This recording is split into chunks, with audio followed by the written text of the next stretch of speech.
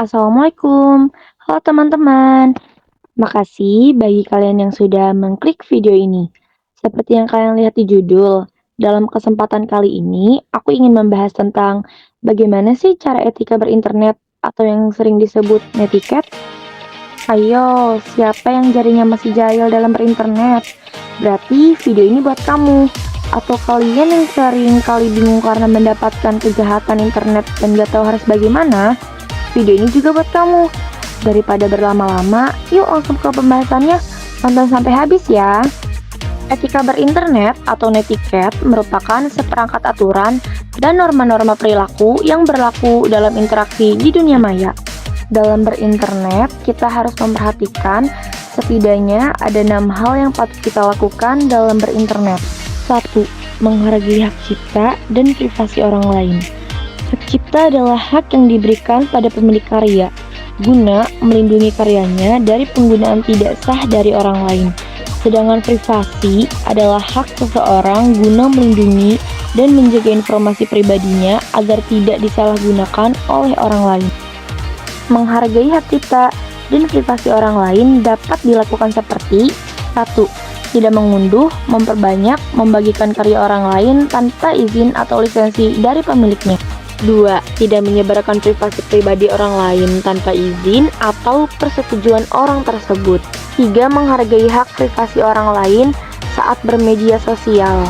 4. Menggunakan software atau aplikasi yang legal dan tidak menyalahi hak cipta. 5. Menghargai hak cipta dan privasi orang lain sangat penting untuk membangun lingkungan internet yang aman, adil, dan juga etis. 2. Menghindari tindakan perundungan atau pelecehan. Melakukan perundungan atau pelecehan masih marak atau sering terjadi di dalam dunia maya. Perundungan atau pelecehan adalah masalah yang sangat serius karena bisa berdampak besar bagi korban. Beberapa cara untuk menghindari tindakan perundungan atau pelecehan yaitu 1. Berpikir sebelum berkomentar atau memposting sesuatu. Kita harus benar-benar memastikan bahwa apa yang kita posting itu tidak merugikan atau menyakiti orang lain. 2. Menghindari komentar provokatif atau kontroversial. Kita harus memastikan bahwa apa yang kita tulis tidak memicu reaksi emosi atau konflik dari berbagai pihak. 3. Melaporkan tindakan perundungan atau pelecehan yang terjadi di media sosial. 4. Menghindari penggunaan bahasa atau kata-kata yang tidak pantas, karena biasanya penggunaan bahasa tidak pantas seringkali menjadi penyebab timbulnya konflik. 5. Menjaga privasi dan informasi pribadi. Hindari menyebarkan informasi pribadi atau foto-foto sensitif ke publik.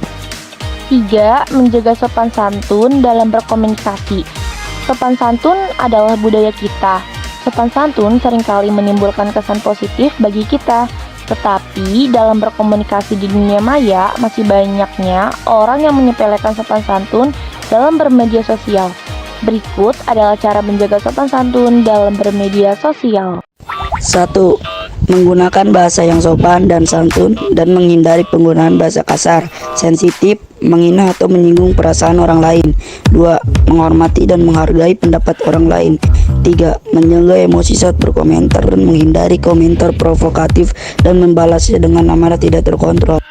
4. Menjaga privasi dan keamanan data pribadi. Langkah ini sangat penting guna untuk menjaga data pribadi kita agar tidak disalahgunakan orang lain. Cara menjaga privasi dan keamanan data pribadi adalah 1. Menggunakan kata sandi yang kuat dengan menggunakan kata sandi yang sulit ditebak dan pastikan kata sandi kalian di setiap akun berbeda. 2. Mengaktifkan pengaturan privasi untuk melindungi informasi pribadi. 3. Hindari dalam berbagi informasi pribadi. 5. Tidak menyebarkan luaskan informasi palsu atau hoaks. Tidak menyebarkan informasi palsu atau hoaks sangat penting untuk menjaga integritas informasi dan meminimalisir kerugian yang dapat ditimbulkan oleh penyebaran informasi palsu. Cara untuk menghindari hoaks adalah 1. Mengecek sumber informasi.